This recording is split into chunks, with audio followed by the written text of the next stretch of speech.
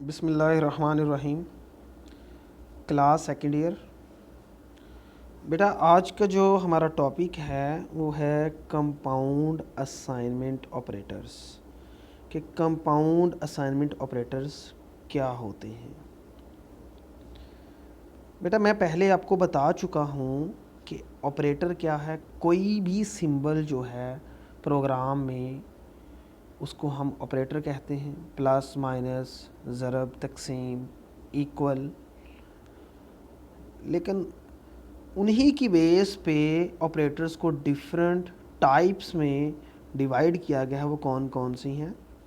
वो है arithmetic operators, relational operators, logical operators, assignment operators, increment and decrement operators, and last one compound assignment operators.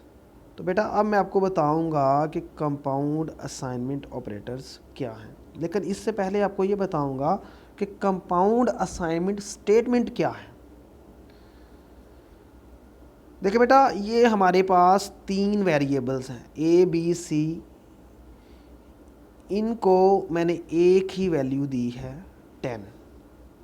तो ये जो पूरी की पूरी स्टेटमेंट है इसे बोलते हैं कंपाउंड असाइनमेंट स्टेटमेंट। एक ऐसी स्टेटमेंट जिसमें एक से ज़्यादा वेरिएबल्स को सेम वैल्यू दी जाए कि same value assign to multiple variables, कि एक से ज़्यादा वेरिएबल्स को सेम वैल्यू जो देने वाली जो स्टेटमेंट है उसको बोलते हैं असाइनमेंट स्टेटमेंट। इसको हम मल्टीपल असाइनमेंट स्टेटमेंट भी कह सकते हैं। It is also called multiple assignment statement. क्यों? क्योंकि इसमें हम एक से ज़्यादा वेरिएबल्स को एक सिंपल स्टेटमेंट देते हैं।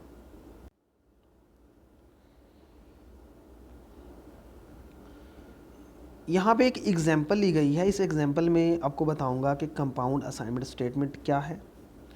देखो बेटा, हमारे पास यहाँ पे चार वेरिएबल्स हैं ए बी सी और पी। हमने करना है प्रोडक्ट फाइंड। तीन वेरिएबल्स का प्रोडक्ट फाइंड करना है। तो मैंने इनकी डाटा टाइप ली। डाटा टाइप की मैंने इनको इनपुट कौन सी देनी है? इंटीजर फॉर्म में देनी है। सो int A is equal to be is equal to C is equal to 3। A B और सी की जो वैल्यू है यहाँ पे 3 है। मैंने फार्मूला लगाया P is equal to a multiply b multiply c semicolon. अब ए की वैल्यू क्या है? 3। बी की भी क्या है? 3। सी की भी क्या है? 3। 3 मल्टीप्लाई 3 मल्टीप्लाई 3। तो करके देखिए इसका आंसर क्या आएगा? 27। वो 27 किस में स्टोर हो जाएगा? P में। अब मैंने यहाँ पे रिज़ल्ट प्रिंट करवाया। रिज़ल्ट मुझे किस में चाहिए? इंटीजर फॉर्म में चाहिए। अगर मैं यहाँ पे परसेंटेज डी की जगह पे परसेंटेज एफ यूज़ करता तो रिज़ल्ट आता 27.00। लेकिन मैंने रिज़ल्ट लेना है इंटीजर में, तो मैं लिखूँगा percentage D, double quotation close, comma और पी। अब पी में कौन सी वैल्यू थी? 27। वो यहाँ पे आ गई 27। 27 मुझे किस में चाहिए? इंटीजर में। तो वो मुझे रिज़ल्ट यहाँ पे शो हो गया। लेकिन एक्चुअली यहाँ पे जो बताने का मकसद था वो ये था कि एक से ज़्यादा वेरिएबल्स को मैंने सेम वैल्यू दी है यहाँ पे 3। और ये पूरी की पूरी जो स्टेटमेंट है इसे बोलते हैं कंपाउंड असाइनमेंट स्टेटमेंट। अब बेटा, कंपाउंड असाइनमेंट ऑपरेटर्स क्या हैं? हमने मैथमेटिकली ऑपरेशंस परफॉर्म करने हैं, तो जो मैं शॉर्ट सिंबल्स या आप कह सकते हैं शॉर्ट वे जो यूज़ करूँगा प्लस माइनस ज़रब तकसीम करने का, उन्हें कंपाउंड असाइनमेंट ऑपरेटर्स कहते हैं। These operators provide shortcut ways to add, subtract, multiply or divide values to or from values. In simple, values को जमा, माइनस, ज़रब, तकसीम करने का जो शॉर्टकट वे है उसे कंपाउंड असाइनमेंट ऑपरेटर्स कहते हैं। तो यहाँ पे कंपाउंड असाइनमेंट ऑपरेटर कौन से हैं? Plus, equal, minus, equal, multiply, divide equal and reminder equal. Example लेते हैं। लेट्स सपोज हमारे पास यहाँ पे एक एक्स की वैल्यू है, x is equal to 5। Let's suppose, तो इसका आंसर क्या होगा हम देखते हैं। जब मैं इसको इस स्टेटमेंट में लगाऊंगा तो इसका रिजल्ट क्या होगा? x की वैल्यू क्या है? 5 प्लस 6, x का रिजल्ट क्या होगा? 11। तो इस स्टेटमेंट की मदद से हमारे पास जो x की वैल्यू आई है वो 11 आई है। x की जगह पे मैंने क्या पुट किया? 5। क्यों? क्योंकि ऊपर x की वैल्यू क्या हम ली है? 5 ली है। और जब उसको स्टेटमेंट में लगाया जाएगा तो x की जगह पे क्या पुट किया? 5। 5 प्लस 6 क्या हो गया? 11। और x की वैल्यू क्या आ गई? 11। अब ये स्टेटमेंट बिल्कुल सेम है। आप चाहो तो इस तरह से लिख लो, चाहें तो इस तरह से लिख लो। अगर आप इस तरह से लिख लोगे तो ये तो सिंपल वे है, लेकिन ये वाला जो मेथड लिखने का है इसे बोलते हैं कंपाउंड असाइनमेंट ऑपरेटर्स। यहाँ पे कुछ सिंपल असाइनमेंट्स हैं, असाइनमेंट स्टेटमेंट हैं, और यहाँ पे हमारे पास कंपाउंड असाइनमेंट स्टेटमेंट है। इनको लिखने का तरीका इस्तेमाल करते हैं। x is equal to x plus 11, इसको हम ऐसे लिख सकते हैं x plus is equal to 11। इसी तरह ये नीचे हैं स्टेटमेंट्स हैं, इनको लिखने के डिफरेंट वेज़ हैं, आप लोग देख लीजिएगा।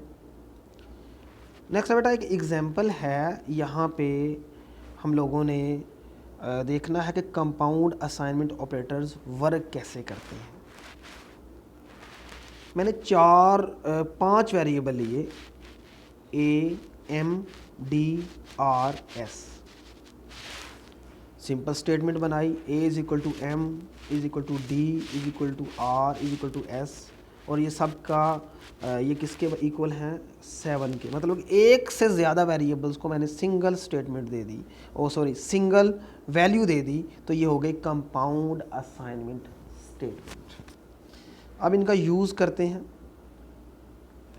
प्रिंट एफ, रिज़ल्ट किस में चाहिए? इंटीजर में चाहिए। ये फर्स्ट वैल्यू के लिए 10 के लिए। रिज़ल्ट किस में चाहिए? इंटीजर में चाहिए। और इससे जो अगला रिज़ल्ट है यानी कि 4, ये किस में शो हो? न्यू लाइन में शो हो। इसलिए मैंने बैकवर्ड स्लैश n लगाया, डबल कोटेशन क्लोज, कॉमा। अब a plus is equal to 3 ये काम कैसे करता है तो इसको देखते हैं। लेट्स सपोज ऊपर देखिए हमारे पास a की वैल्यू है 7, a की वैल्यू 7 है, तो a प्लस इक्वल 3 जो है इसको हम कैसे लिख सकते हैं? हम इसको ऐसे भी लिख सकते हैं, a is equal to a plus 3। अब क्या a की वैल्यू क्या थी? 7 थी। यहाँ पे a की जगह पे पुट किया 7 प्लस 3, तो a की वैल्यू क्या आ गई? 10, जो कि हमें यहाँ पे प्रिंट हो गई। अब दूसरा देखें, दूसरी स्टेटमेंट देखें। सेम रिजल्ट किस में चाहिए? इंटीजर में चाहिए। s is equal to s minus 3, s की s minus is equal to 3, s की वैल्यू क्या है हमारे पास? ऊपर 7 है।